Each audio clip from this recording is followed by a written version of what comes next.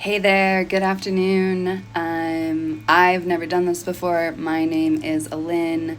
I am a PhD student at Oklahoma State University. I am in my last year studying for my practical poetics exam.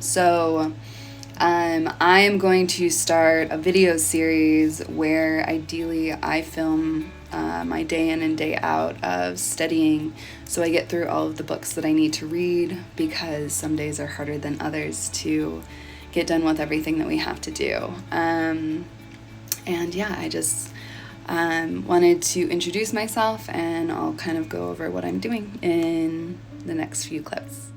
Hey, it's me. I'm sure you just heard my cat. This is my library. Welcome to the library of my house.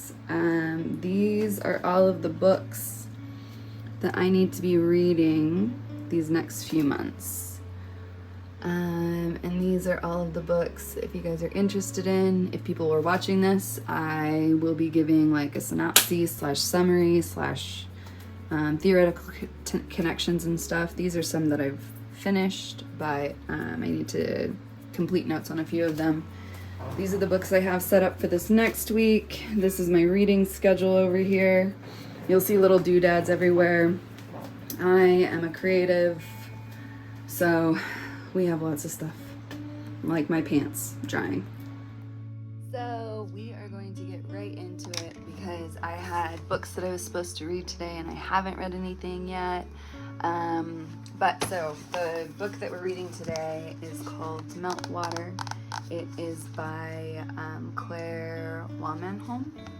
And I started reading it yesterday, but I was tired. It was like around 6 p.m.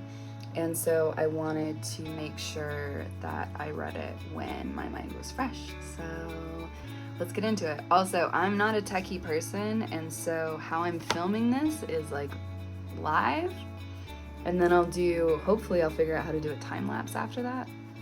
And then we'll come back to like IRL when I finish the book. So let's go.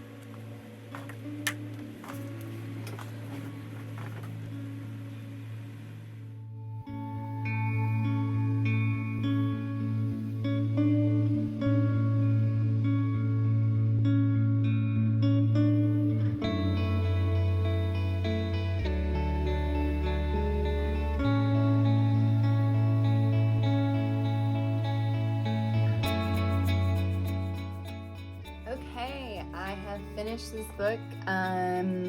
I was using iMovie and it was going too slow, so then I switched over to time lapse. So you will see. I now know that, so I figured it out now. This collection was phenomenal. Claire Wahmanholm is absolutely extravagant with her utilization of white space. She uses an erasure, or she creates an erasure in this poem in the white space that she's using surrounding like the melting ice caps and the glaciers in the world is really interesting. She found the erasure from Lacey M. Johnson's How to Mourn a Glacier, which was first published in the New Yorker on October 20th, 2019. So to give credit, like she gave credit to Johnson, so also to follow giving credit where credit is due. And this collection really kind of digs into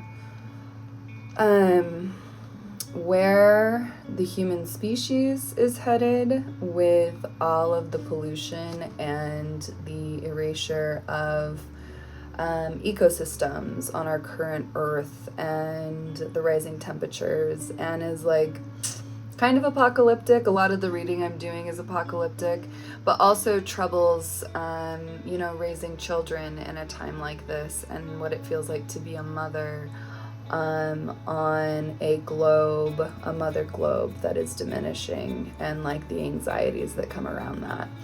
So I knew that this collection was going to be a good one to kind of really pay attention to for my exam. And now I do notes. So in this, you'll notice I've like dog-eared a lot of poems in here.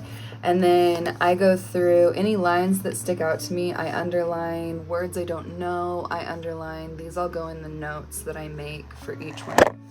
Oops. The text that I'm reading. And maybe sometime I'll show you guys my note-taking strategy. But until then, I think I'm done reading today. I'm tired. I had a day that was pretty unmotivating. And so I am just happy I got at least one book finished. And I'll see you guys tomorrow.